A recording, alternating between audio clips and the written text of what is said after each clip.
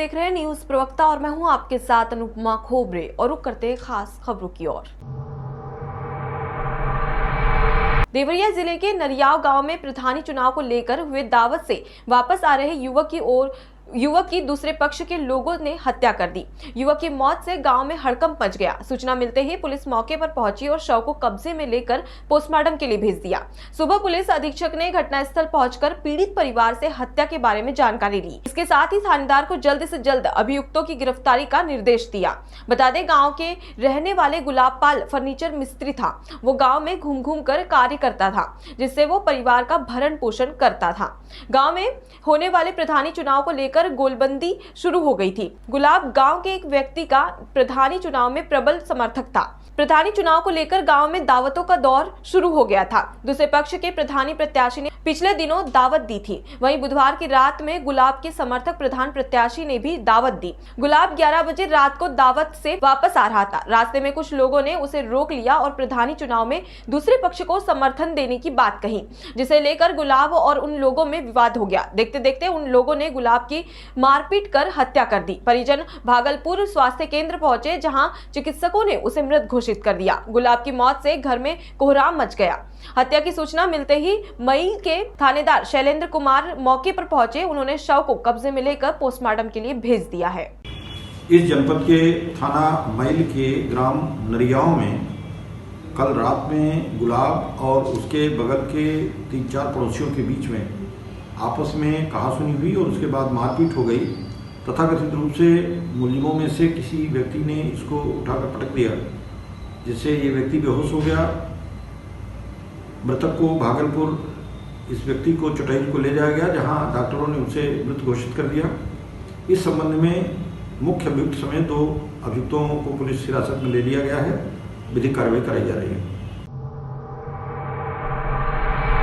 राजधानी जिले में रेत खनन के लिए 29 खदानों के लिए गिरिजा ट्रेडिंग कंपनी भोपाल का अनुबंध गत वर्ष 35,000 घन मीटर का हुआ था। 29 खदानों में ये महज 2 खदान बैराड़ और सईदाबाद की ही वैधानिक अनुमति प्राप्त हुई है, जबकि कंपनी ने जिले भर में अवैध रूप से खनन माफिया खड़े कर जमीनों से मुरम सहित नदियों का दोहन किया जा रहा है। गिरिजा ट्रेडिंग कंपनी के नाम से कंपनी का कर्मी संतोष साहू जीरापुर तहसील के गाँव में लोगों को गुमराह कर फर्जी अनुबंध कर अवैध रेत खनन करवा रहा है और इन सब में खनिज विभाग की मिलीभगत जग जाहिर है। ये अवैध करारनामे किए गए हैं, जबकि जानकारी में नहीं लाए। हम लोगों को भी ये लगता था, हम लोग जनप्रतिनिधि के रूप में जब तक कि इसकी मामले की गहराई तक नहीं गए, तब तक हम लोगों को भी ये लगता था कि भाई शासन ने टेंडर किया है, सरकारी ठेकेदार है, अपनी वसूली कर रहा है। कई लोग हमारे से भी आके कहते थे कि साहब हमें वो ठेकेदार के लोग ये कह रहे हैं पैसा देने के लिए, तो हम भी उनसे ये कहते थे भैया आपको जमा करना पड़ेगा, सरकार ने टेंडर किया। परंतु ये नई जानकारी में था, जब तक ये विधानसभा प्रश्न के उत्तर नहीं आए, कि जो जानकारी हमारे पास थी वो भी गलत दी जा रही थी खनिज विभाग द्वारा हमें, ये कह के कि अब ठेका इनका हो गया, यही ठेकेदार है, ये शासन के लिए राजस्व वसूल कर रहे हैं, रॉयल्टी वसूल कर रहे हैं।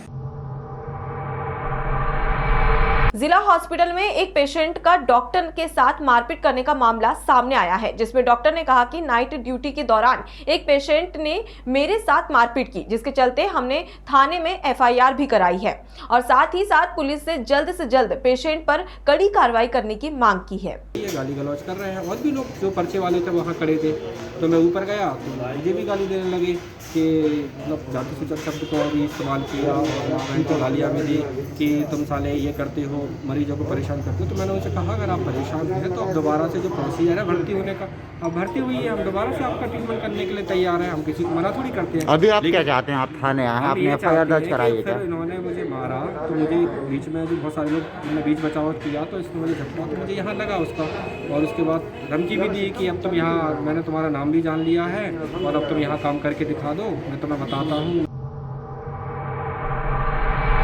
मोतिहारी जिला के पकड़ी दयाल प्रखंड के थरबिटिया में आयोजित भागवत कथा के दौरान प्रवचन करते हुए अनिल भाई कौशिक एक प्रमाण के महत्व को एक प्रसंग में भक्तों को समझाया। उन्होंने कहा कि महात्मा ने पूछा कि सबसे ज्यादा बोझ कौन सा जीव उठाकर घूमता है। किसी ने कहा गधा, तो किसी ने कहा बैल, तो किसी ने ऊंट। अलग अलग प्राणियों के नाम बताए, लेकिन महात्मा किसी के भी जवाब से संतुष्ट नहीं हुए।